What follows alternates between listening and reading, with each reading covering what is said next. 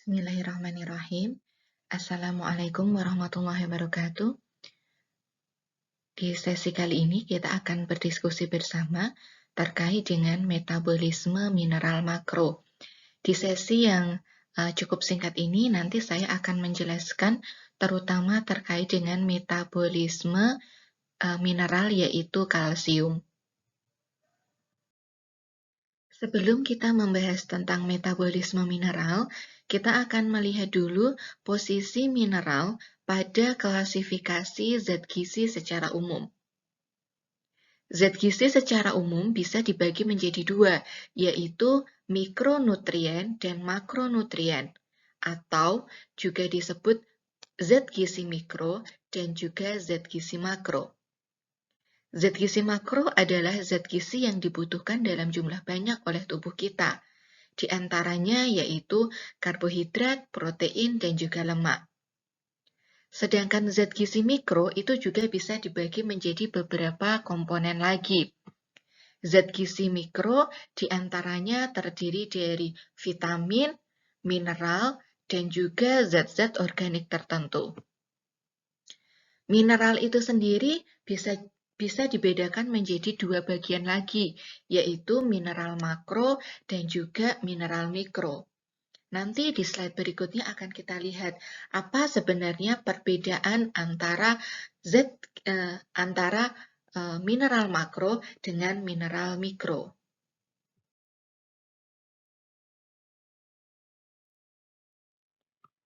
Apa itu mineral? Mineral adalah unsur yang dibutuhkan oleh tubuh kita selain karbon, hidrogen, nitrogen, dan juga oksigen. Mengapa tidak termasuk karbon, hidrogen, nitrogen, dan oksigen?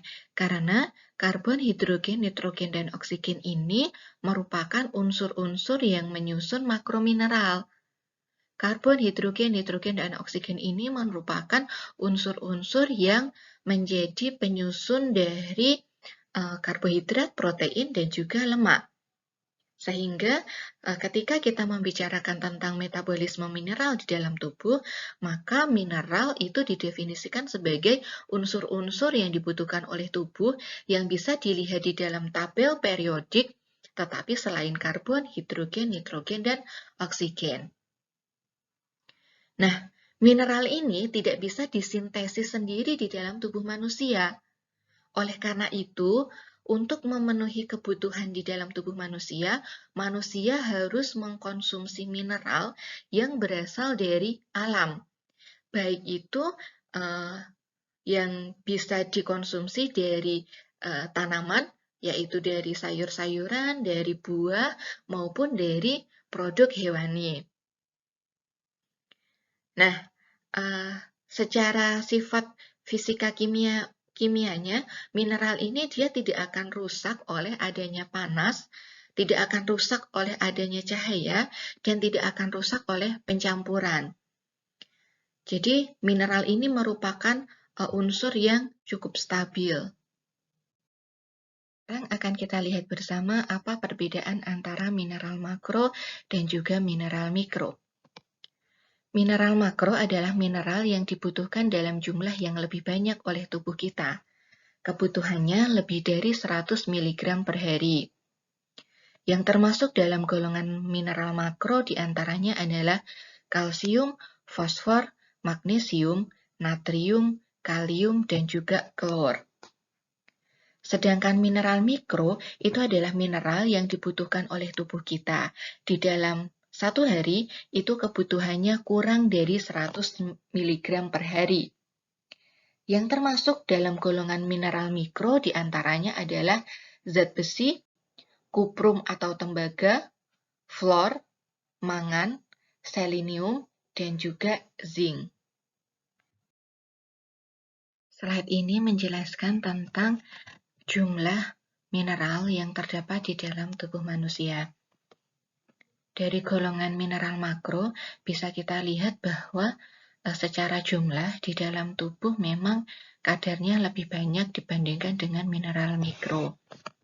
Contohnya saja, pada orang dengan berat badan sekitar 154 pound atau sekitar 70 kg, maka kalsium itu terdapat dalam jumlah sekitar 1 kilogram di dalam tubuh. Fosfor sekitar 780 mg, dan seterusnya.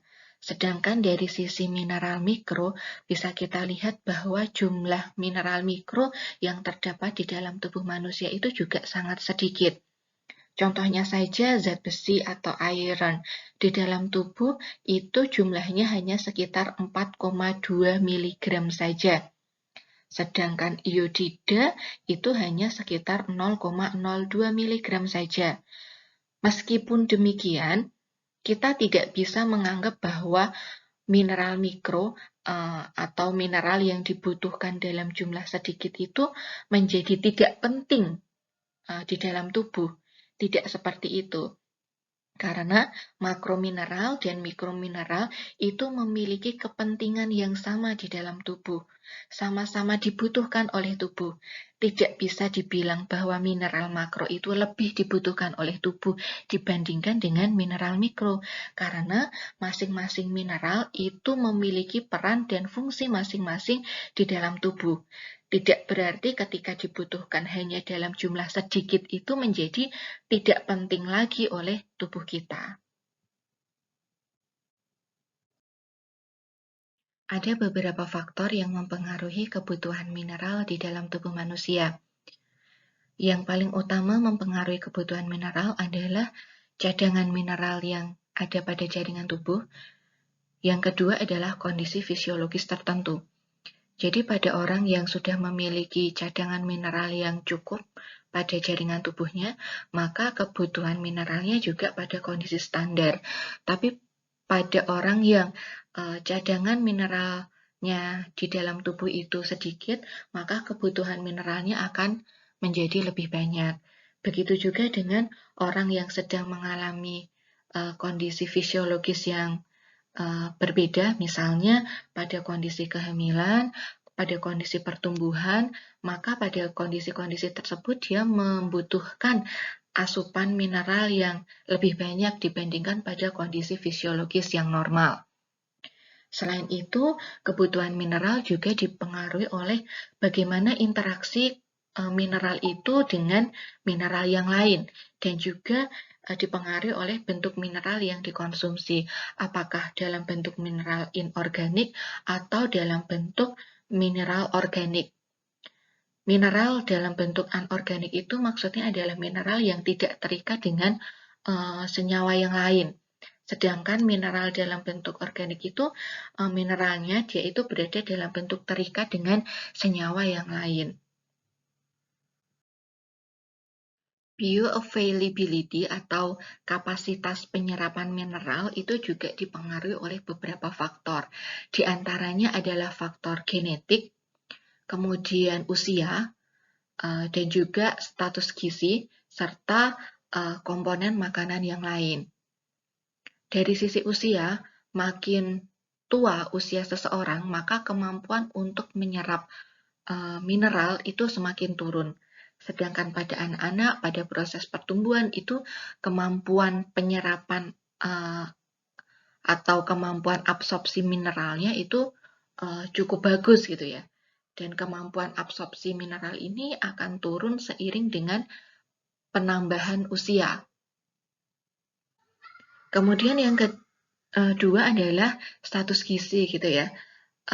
Pada orang dengan status gizi yang rendah atau status gizi yang kurang, ini kapasitas penyerapan mineral secara umum itu sebenarnya akan bagus atau akan meningkat. Tetapi pada kondisi tertentu ketika status gizinya itu cukup rendah, maka ada beberapa reseptor atau ada beberapa faktor yang dapat justru mengganggu penyerapan mineral. Contohnya adalah ketika seseorang itu mengalami status gizi yang buruk, maka fili-fili di dalam usus itu rusak.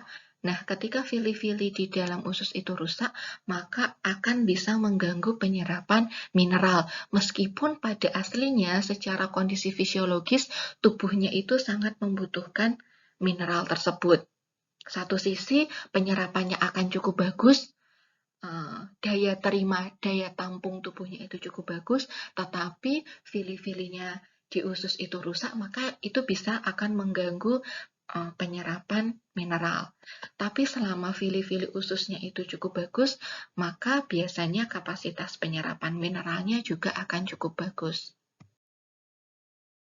Secara umum, di dalam tubuh mineral itu akan diserap di usus halus maupun di usus besar. Meskipun proses persiapan penyerapan itu sudah dimulai ketika makanan itu masuk melalui mulut, kemudian sampai ke lambung, itu sudah melalui proses persiapan penyerapan mineral, tetapi penyerapan mineral paling utama itu terdapat di dalam usus halus dan juga usus besar. Sekarang kita mulai masuk ke pembahasan secara spesifik, yaitu metabolisme kalsium.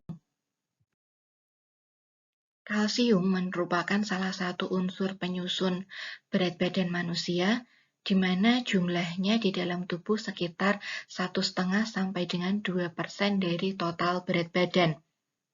Jadi, untuk orang dengan berat badan sekitar 70 kg, maka di dalam tubuhnya terdapat kalsium kurang lebih sebanyak 1 kg. Di alam, kalsium itu tidak terdapat dalam bentuk bebas. Artinya, dia itu tidak terdapat dalam bentuk ion Ca2+ saja. Tetapi, di alam, kalsium itu berada dalam bentuk terikat dengan garamnya, berupa senyawa limestone atau CaCO3, kemudian ada CaSO4, CaF2, dan lain sebagainya. Nah, kebutuhan kalsium di dalam tubuh manusia satu hari itu sekitar 600 mg per hari. Tetapi teman-teman semua bisa mengecek kebutuhan kalsium itu sesuai dengan usia dan juga kondisi fisiologis tertentu. Bisa dilihat dari angka kecukupan gizi ya.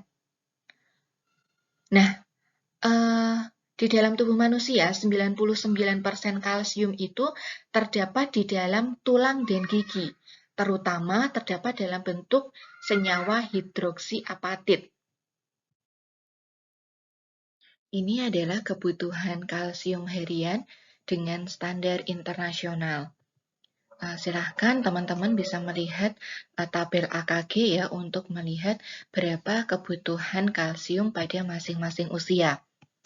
Tetapi bisa kita lihat sekilas di sini bahwa baik itu pada orang dewasa maupun wanita yang sedang hamil, menyusui, menopause atau pada masa pertumbuhan, bahwa asupan kalsium per hari itu rata-rata di atas 500 mg per hari.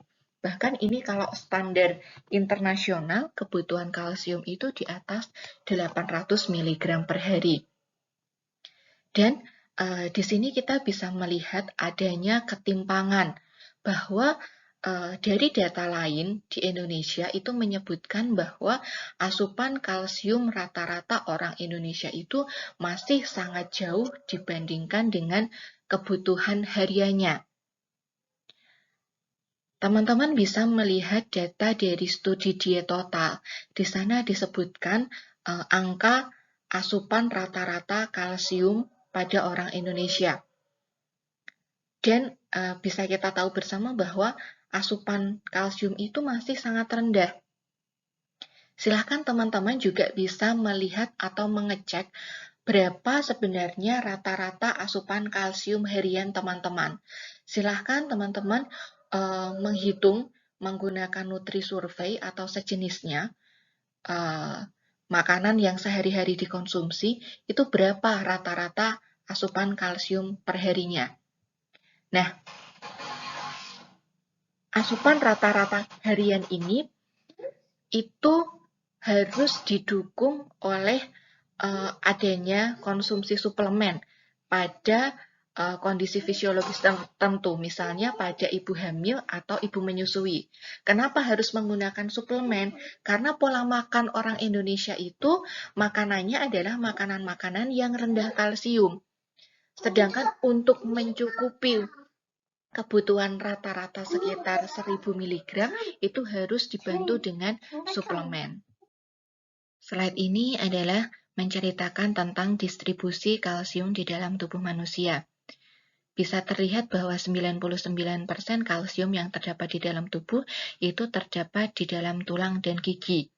Sedangkan 1% sisanya itu terdistribusi terdapat di dalam cairan intraseluler maupun terdapat di dalam cairan ekstraseluler. Di dalam cairan intrasel maupun di cairan ekstrasel, bisa kita lihat bahwa 50% kalsium itu terdapat dalam bentuk bebas atau terdapat dalam bentuk ionisasi terion, yaitu dalam bentuk Ca2+. 40% sisanya itu terdapat dalam bentuk terikat dengan protein, dan 10% itu terikat dengan senyawa kompleks yang lain. Sumber kalsium yang utama kita harus dapatkan dari makanan, yaitu berasal dari makanan berupa produk susu gitu ya, susu dan produk susu. Bisa juga kalsium itu juga terdapat di dalam yogurt, es krim, tofu, kemudian sereal, kuning telur, dan juga kacang-kacangan. Tetapi memang paling utama, paling tinggi itu kalsium terdapat dalam susu, produk susu, ikan. Nah, untuk makanan yang rendah kalsium itu seperti bayam, itu dia mengandung asam oksalat. Asam oksalat itu dia dapat mengganggu penyerapan kalsium karena kalsium itu terikat pada garam oksalat sehingga sulit untuk diserap oleh tubuh. Sekarang kita masuk ke dalam bahasan tentang pencernaan kalsium. Seperti yang sudah saya sampaikan di slide sebelumnya, bahwa kalsium yang terdapat di dalam makanan itu berada dalam bentuk terikat dengan garamnya. Dengan bentuk seperti ini, maka kalsium itu menjadi unsur yang tidak mudah larut di dalam air. Nah, di dalam saluran pencernaan kita, kalsium itu dapat terpisah dengan garamnya itu pada suasana asam atau dengan pH sekitar 6, yaitu di lambung.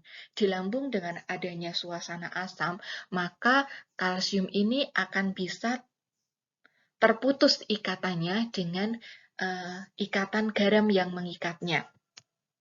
Nah, proses ini membutuhkan waktu sekitar 1 jam setelah makanan itu sampai di dalam lambung. Kenapa kalsium itu harus dipisahkan dengan ikatan garamnya? Karena kalsium ini hanya akan bisa diabsorpsi, hanya akan bisa diserap bila dia itu terdapat dalam bentuk larut air. Dan dia itu tidak mengendap karena unsur makanan lain seperti oksalat. Nah, kalsium itu hanya bisa diserap ketika berada dalam bentuk bebas, yaitu dalam bentuk Ca2+. Oleh karena itu, salah satu manfaat dari asam lambung itu adalah untuk memutus ikatan antara kalsium dengan garamnya. Nah, poin ketiga yang harus kita ketahui bersama bahwa penyerapan kalsium itu hanya sekitar 30% dari kalsium yang ada di dalam makanan. Jadi misalnya, makanan yang kita konsumsi itu mengandung 100 mg kalsium, maka yang bisa diserap oleh tubuh itu hanya sekitar 30%-nya saja. Maka nilai ini dijadikan patokan dalam menyusun rekomendasi asupan kalsium harian tubuh kita.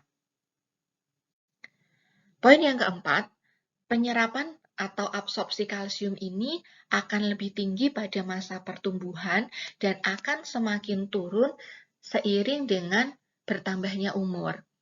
Oleh karena itu, kita harus memahami masa-masa kapan sih seseorang itu membutuhkan asupan kalsium dalam jumlah banyak dan kapan seseorang itu membutuhkan asupan kalsium dalam jumlah standar saja.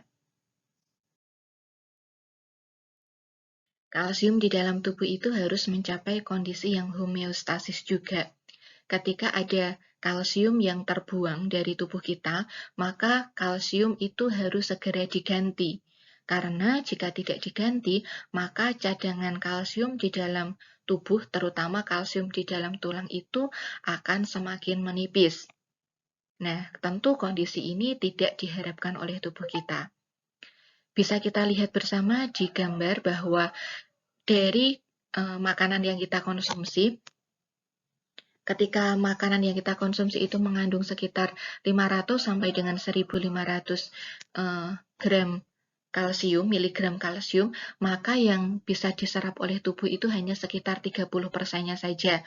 Maka kalau seseorang itu mengkonsumsi 1.500 miligram kalsium, maka yang bisa diserap oleh tubuh itu hanya sekitar 500 miligram saja.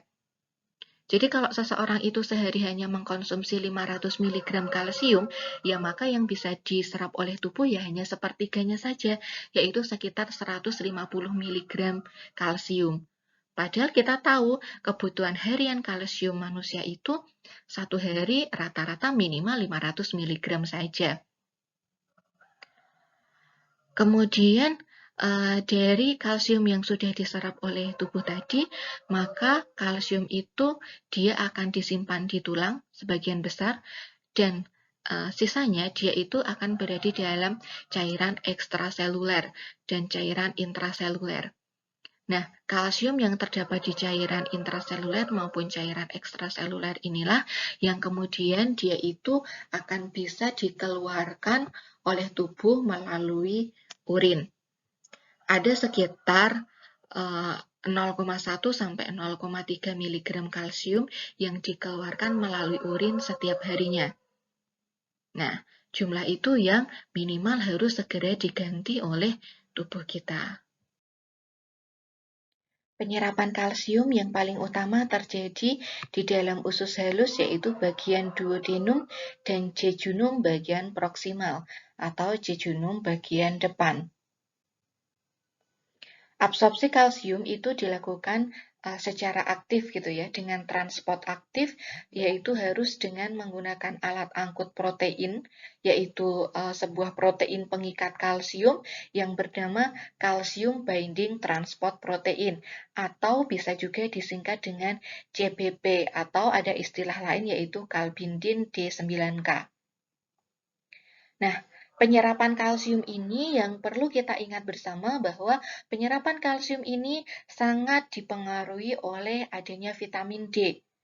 Kalsium ini bisa diserap dengan adanya stimulasi oleh kalsitriol atau vitamin D dalam bentuk aktif. Tanpa adanya kalsitriol atau vitamin D dalam bentuk aktif, maka kalsium itu tidak akan bisa diserap secara maksimal oleh tubuh. Bahkan hampir bisa dikatakan tidak akan bisa terserap kalsium itu tanpa adanya kalsitriol atau vitamin D. Oleh karena itu, kecukupan kalsium harus dipenuhi, sementara kecukupan vitamin D itu juga harus tercukupi, karena berdasarkan berbagai penelitian yang telah ada di Indonesia itu mengatakan bahwa kadar vitamin D pada orang Indonesia itu cukup rendah. Banyak orang Indonesia itu yang status vitamin D-nya itu masih jauh di bawah standar. Nah, data penelitian ini bisa menjawab berbagai permasalahan. Kenapa di Indonesia itu masih banyak ditemukan kasus osteoporosis? Itu semata-mata bukan karena asupan kalsiumnya saja yang kurang, tetapi juga related atau berkaitan dengan kadar vitamin D orang Indonesia itu yang rendah. Selama ini kita sudah terlalu pede atau terlalu yakin bahwa kita hidup di negara tropis sehingga sinar matahari itu tidak pernah kurang, sehingga kita tidak pernah berpikir bahwa kita akan mengalami kekurangan vitamin D. Tetapi dengan adanya kondisi pandemi ini mulai terkuaklah dengan jelas bahwa ternyata status vitamin D pada orang Indonesia itu masih sangat rendah sekali. Hal ini menjadi PR bersama untuk kita bahwa ternyata permasalahan gizi yang ada di Indonesia itu masih sangat banyak.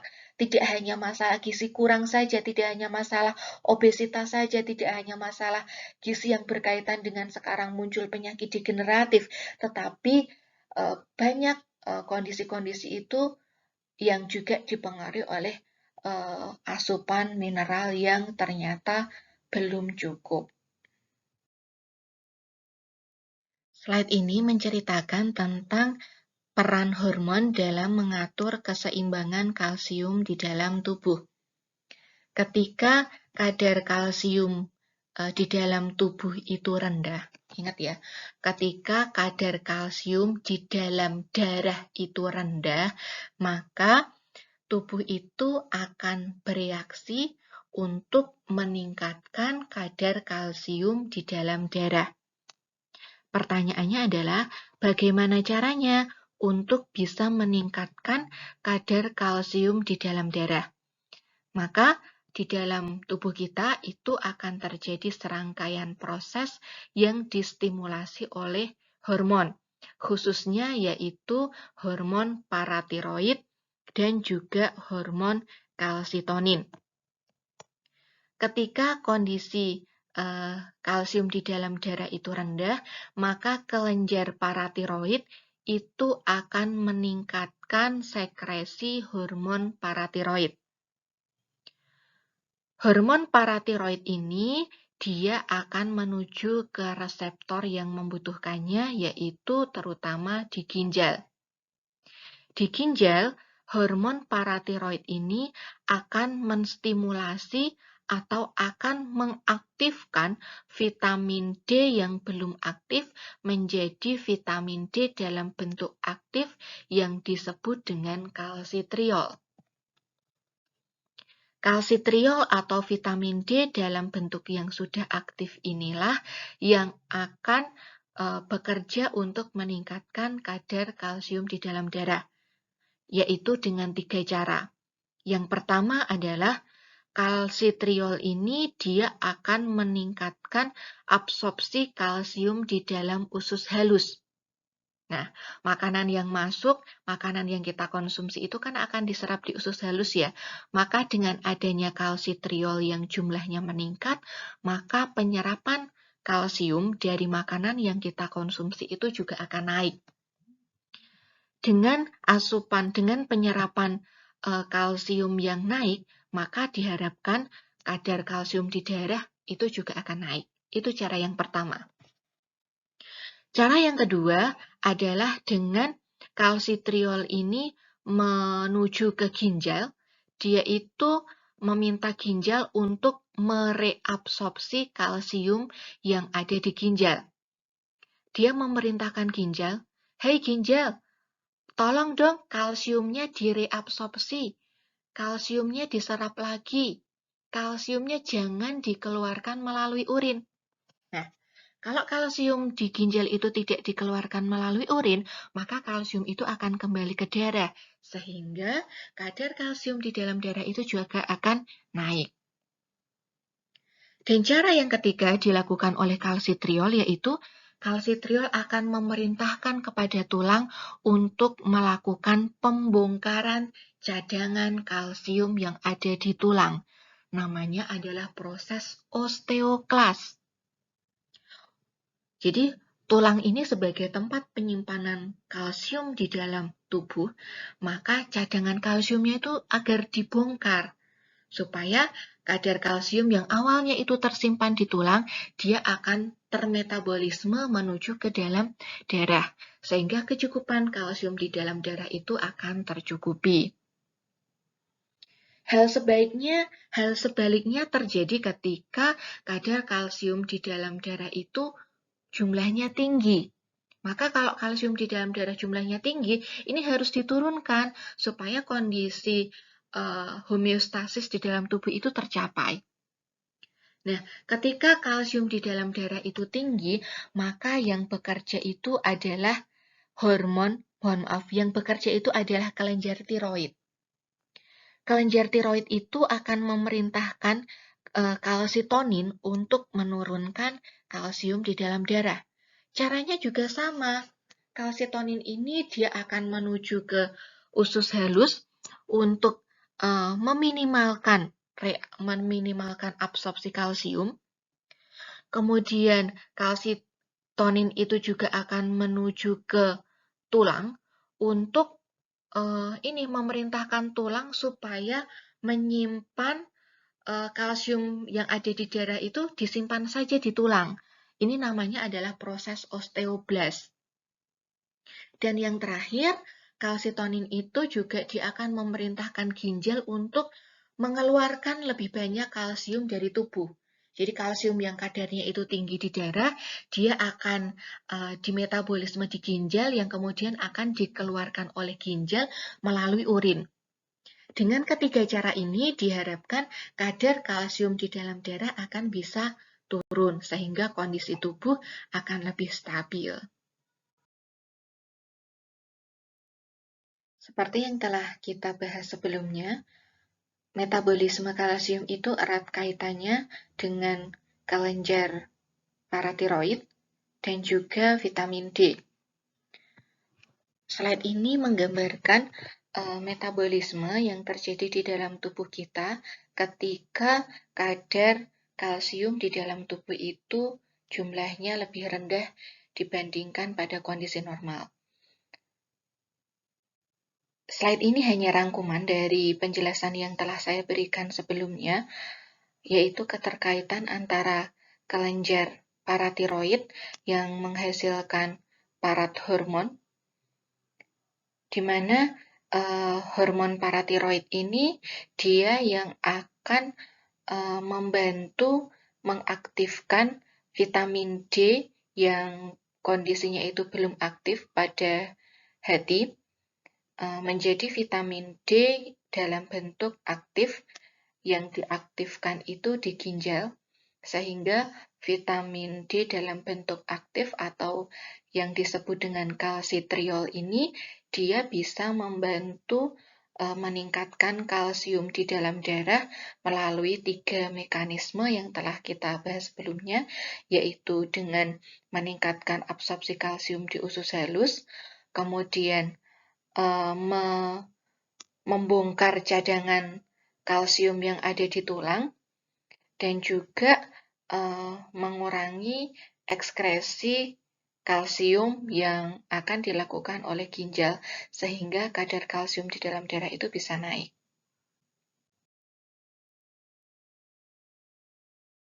Slide ini isinya adalah narasi dari penjelasan yang telah saya berikan sebelumnya ya. Kalau di gambar sebelumnya itu penjelasannya adalah murni melalui gambar, dan di slide ini saya menuliskannya dalam bentuk kalimat supaya lebih mudah lagi untuk kalian pahami.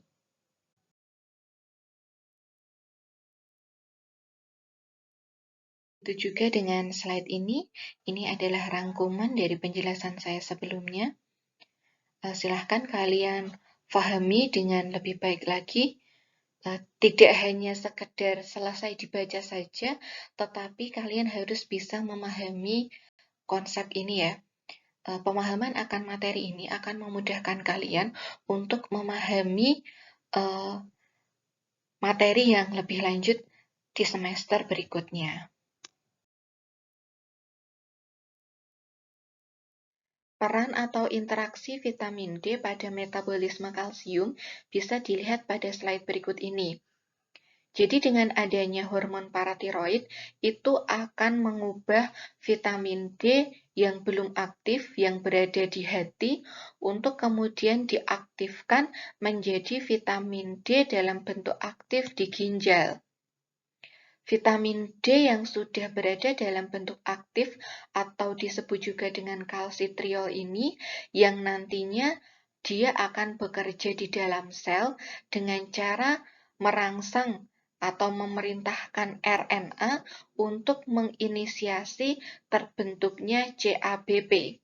CABP itu adalah calcium binding protein, yaitu protein yang bertugas untuk membawa kalsium. CABP inilah yang bertugas untuk membantu penyerapan kalsium, sehingga kalsium yang berasal dari makanan itu bisa diserap melalui vili-vili usus halus. Jadi CABP ini ibaratnya sebagai sebuah kendaraan yang tugasnya itu untuk mengangkut kalsium supaya bisa masuk ke dalam sel. Nah, setelah kalsium itu masuk ke dalam sel, maka kalsium itu akan diantarkan lebih lanjut kepada sel tubuh yang membutuhkan. Tentu perpindahan kalsium ini harus melalui beberapa cara. Jadi, transportasi kalsium di dalam tubuh itu bisa dengan dua cara, yaitu dengan transport aktif maupun transport pasif. Transport pasif dari kalsium ini bisa terjadi dengan adanya pertukaran antara kalsium dengan natrium. Pertukaran antara kalsium dengan natrium ini tidak membutuhkan energi, sehingga disebut juga dengan transport pasif. Sedangkan ketika kalsium itu berpindah meninggalkan sel dengan menggunakan energi, dia itu akan menggunakan ATP. Jadi kalsium itu bisa berpindah ya, kalau di dalam sel itu bisa dengan transport aktif, bisa juga dengan transport pasif. Tapi biasanya transport pasif itu lebih jarang terjadi, lebih dominan yang terjadi itu adalah transport aktif pada transportasi kalsium ini. Nah, transport pasif itu hanya terjadi ketika terjadi pertukaran antara kalsium pada sel-sel yang berdekatan atau disebut juga dengan transportasi paraseluler. Yang lebih banyak terjadi transportasi kalsium itu dengan transport aktif, terutama yaitu dengan menggunakan kalsium binding protein transporter. Bagian ini telah saya jelaskan di slide sebelumnya ya. Silahkan untuk slide ini direview bersama. Silahkan dijelaskan kondisi tubuh bagaimana yang berpengaruh terhadap penyerapan kalsium. Kemudian yang kedua, usia yang bagaimana peran usia terhadap penyerapan kalsium, dan yang ketiga, bagaimana peran fungsi pencernaan pada penyerapan kalsium. Silahkan ditulis jawabannya, kemudian dituliskan di dalam komentar di ruang diskusi kita ya.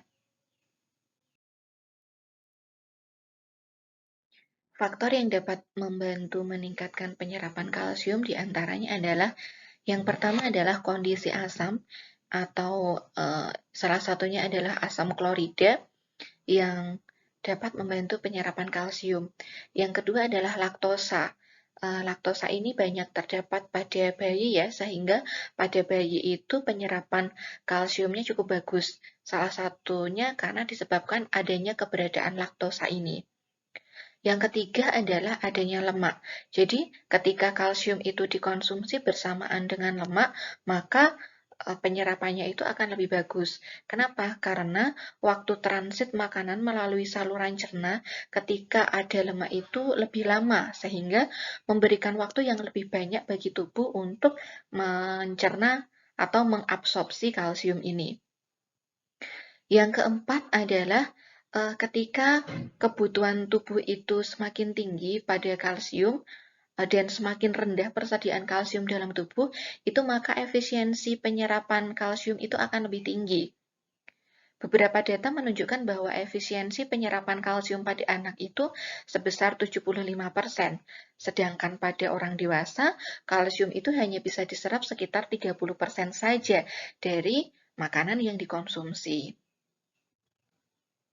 Nah, yang berikutnya adalah yang membantu meningkatkan penyerapan kalsium adalah vitamin D, karena dia akan menstimulasi transporter kalsium.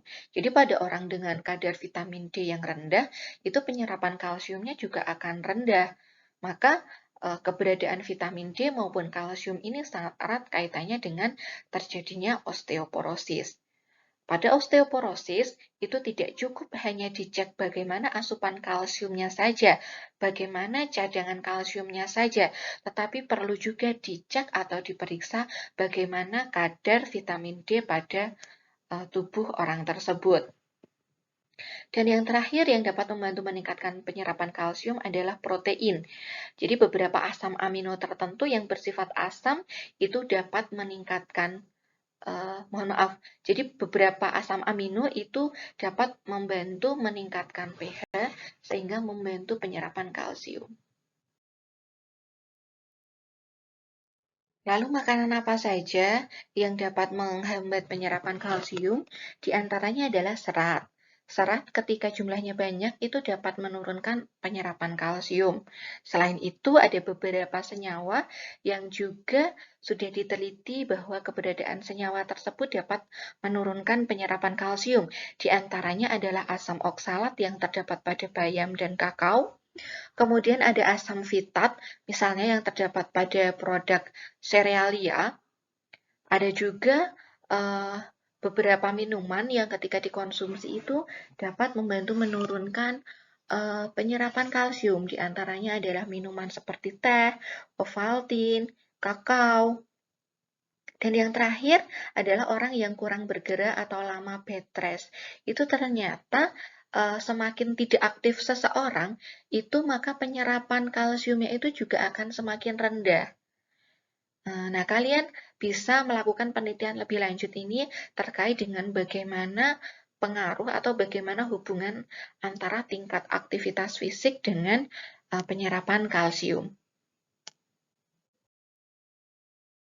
Transportasi kalsium di dalam tubuh, yaitu ketika kalsium itu berada di cairan intraseluler maupun cairan ekstraseluler, maka cara transportasi kalsium itu bisa melalui 3 bentuk, yaitu yang pertama adalah kalsium itu terikat dengan protein, itu sekitar 40%, terutama kalsium ini akan terikat dengan albumin dan prealbumin. Kemudian 10% itu kalsium terikat dengan sulfat, fosfat, ataupun sitrat, dan 50% sisanya kalsium itu berada dalam bentuk bebas atau berada dalam bentuk terionisasi dalam bentuk Ca2+ di dalam darah. Bagaimana ekskresi kalsium? Kalsium yang tidak terserap itu akan dikeluarkan melalui feses. Silahkan kalian cermati kalimat saya atau tulisan saya yang pertama ini. Kalsium yang tidak terserap itu artinya adalah kalsium yang berasal dari makanan yang tidak bisa diserap oleh tubuh. Artinya kalsiumnya itu masih ada di makanan, tidak bisa terserap oleh tubuh, berarti dari usus halus dia akan melanjutkan perjalanan itu ke usus besar. Artinya, kalsium yang tidak diserap itu akan dikeluarkan melalui feses, bukan melalui urin. Berbeda ya. Kalau kalsium yang dikeluarkan oleh urin, itu artinya adalah kalsium itu sudah bisa diserap oleh tubuh. Nah, seperti di kalimat kedua ini, jumlah kalsium yang dikeluarkan melalui urin itu bisa mencerminkan kalsium yang diserap. Jadi, ketika di usus halus ada kalsium yang bisa diserap. Setelah kalsium itu bisa diserap, maka kalsium itu akan menuju ke bagian tubuh yang membutuhkan. Jika memang tubuh itu sudah tidak membutuhkan kalsium, maka kalsium itu dia akan dimetabolisme melalui ginjal. Kalau sudah tidak dibutuhkan benar-benar, maka kalsium itu akan dikeluarkan dari ginjal melalui urin. Meski demikian, kehilangan kalsium itu juga bisa terjadi melalui kelenjar keringat. Nah, ekskresi kalsium ini akan turun ketika hormon paratiroid itu diekskresikan atau ketika terdapat kelebihan mineral seperti fosfor, kalium, dan juga magnesium. Nah, ketika seseorang itu mengalami kelebihan natrium, protein, maupun kafein, maka pengeluaran kalsium itu juga akan naik. Nah, ini pada masa gestasi atau pada masa ibu itu hamil, itu ternyata terjadi perpindahan kalsium sebesar 30 gram dari ibu kepada janin. Karena terjadi perpindahan kalsium dari ibu kepada janin sekitar 30 gram, maka kalsium yang dipindahkan dari ibu ke janin ini harus diganti. Oleh karena itu, pada ibu hamil itu harus mengkonsumsi kalsium dalam jumlah yang lebih tinggi daripada biasanya. Dan kecukupan ini pada orang Indonesia itu rata-rata hanya bisa dicapai ketika ibu hamil itu mau mengkonsumsi kalsium suplemen secara teratur. Kenapa ditekankan suplemen? Karena bahan makanan yang biasa dikonsumsi oleh ibu hamil di Indonesia itu biasanya sangat kurang untuk mencukupi kebutuhan kalsiumnya. Apalagi ibu hamil di Indonesia tidak suka mengkonsumsi susu, jarang mengkonsumsi produk susu, maka kecukupan kalsium pada ibu hamil itu tidak bisa atau jarang sekali bisa dipenuhi hanya dengan mengkonsumsi kalsium dari makanan saja. Dan pada masa laktasi atau pada masa menyusui, ibu hamil itu masih melepaskan kalsium kepada janin, kepada bayinya melalui ASI. Oleh karena itu, pada ibu menyusui itu juga sangat membutuhkan tambahan suplemen kalsium. Jadi, kepada kalian yang masih muda-muda, calon ibu, sejak sekarang tolong diperhatikan kecukupan konsumsi kalsium ini. Jangan sampai kalian menyesal di usia tua karena masih belum terlalu tua, itu sudah mengalami gejala osteoporosis. Jadi, sejak sekarang kita cukupi kebutuhan kalsium tubuh kita.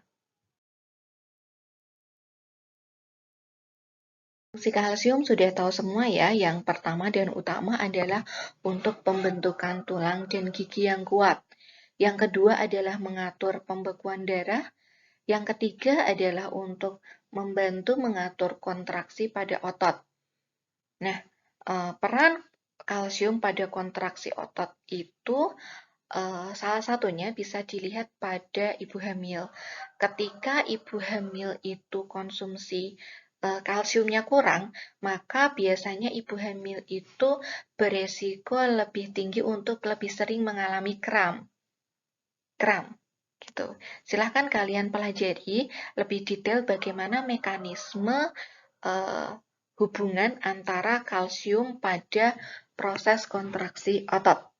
Materi ini pernah saya jelaskan di mata kuliah anatomi, yaitu bagian kontraksi otot. Dan yang terakhir, kalsium ini ternyata juga sangat penting dalam mengatur tekanan darah. Karena kalsium ini dia itu berpengaruh pada tekanan darah karena kalsium itu mampu menstabilkan membran pembuluh darah dan dia itu juga bersifat vasorelaksasi pada sel-sel otot halus.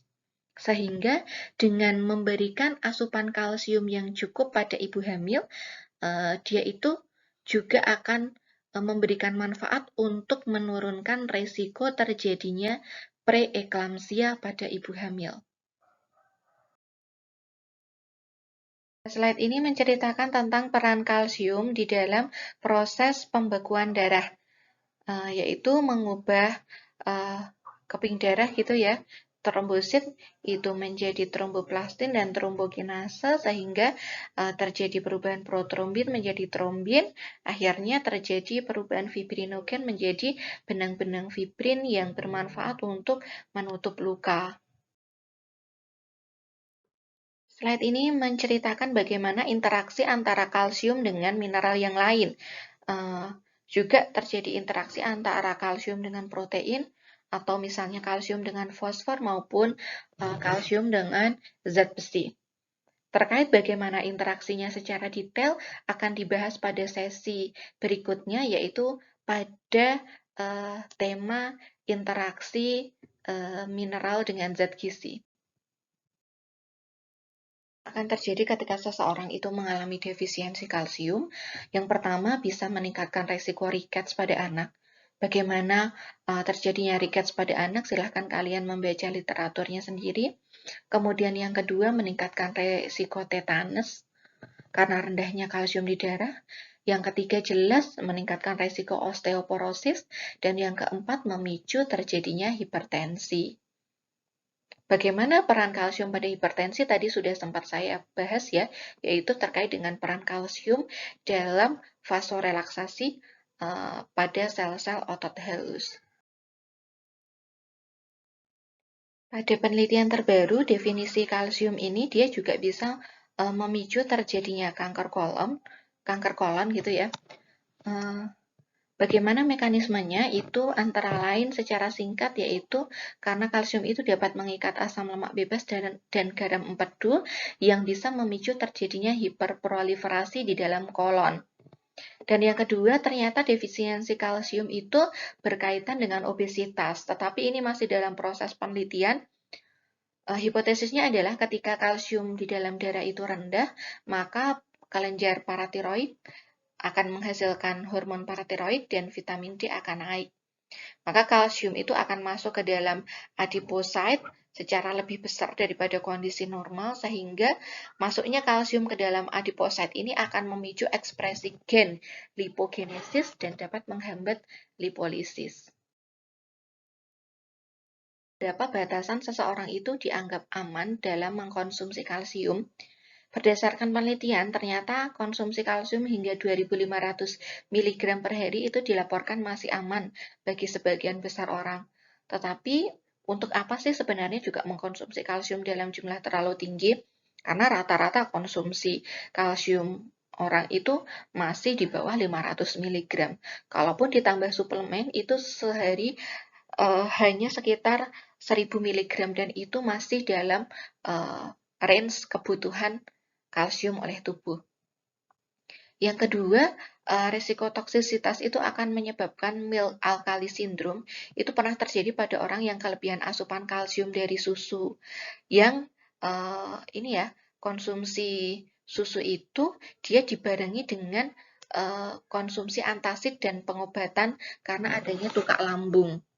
Jadi karena mengkonsumsi antasid, antasid itu dapat meningkatkan pH atau dapat ini ya, membuat suasana lambung itu menjadi basah. Dan ketika kondisinya basah itu maka kalsium itu kan tidak bisa diserap oleh tubuh. Tadi di depan sudah kita bahas bahwa salah satu yang membantu penyerapan kalsium itu adalah kondisi asam. Jadi ketika seseorang itu mengkonsumsi antasid, lambung itu berada dalam suasana basah, maka kalsium itu tidak akan bisa diserap dengan baik sehingga terjadi milk alkali syndrome. Yang ketiga, konsumsi kalsium dalam jumlah tinggi akan meningkatkan risiko hiperkalsemia atau tingginya kalsium di dalam darah dan terjadinya deposit kalsium pada jaringan-jaringan yang halus di dalam tubuh kita, pada tubuh seseorang. Yang keempat, konsumsi kalsium dalam jumlah tinggi akan meningkatkan risiko kalsifikasi, biasa terjadi pada pasien gagal ginjal. Dan yang kelima, risiko hiperkalsium, jadi konsumsi kalsium dalam jumlah tinggi itu meningkatkan risiko konstipasi atau sembelit. Ini biasa terjadi pada anak-anak yang mengkonsumsi susu dalam jumlah cukup banyak. Biasanya dia berisiko konstipasi. Dan yang terakhir, konsumsi kalsium dalam jumlah tinggi secara terus-menerus akan meningkatkan risiko calcium containing kidney stone atau meningkatkan risiko batu ginjal. Ini merupakan beberapa jenis suplemen kalsium yang beredar gitu ya, yang bisa dikonsumsi. Untuk bisa mendapatkan 500 mg kalsium, maka seseorang itu harus mengkonsumsi ini ya, kalau konsumsi kalsium glukonat ya kandungannya 5,49 gram. Kalau mengkonsumsi kalsium laktat berarti harus sekitar 3,53 miligram, 3,53 gram seperti itu ya. Dan seterusnya ini terkait dengan dosis suplemen untuk bisa memenuhi kebutuhan 500 mg kalsium. Nah, ini adalah tugas individu yang saya berikan ya, karena materinya sudah selesai untuk metabolisme kalsium, maka silahkan dikerjakan tugas ini secara individu, dikumpulkan maksimal 7 hari setelah tugas ini diberikan, dikumpulkan dulu di koordinator, baru koordinator menyerahkan kepada dosen. Mohon diperhatikan kriterianya, yaitu mahasiswa harus menggunakan referensi ilmiah dalam menjawab soal. Referensi minimal terdiri dari 3 jurnal berbahasa Indonesia dan 3 jurnal berbahasa Inggris ya. Adalah contoh jurnal yang bisa kalian baca untuk membantu mengerjakan tugas yang saya berikan. Demikian materi yang bisa saya berikan. Semoga bermanfaat, semoga barokah. Terima kasih. Wassalamualaikum warahmatullahi wabarakatuh.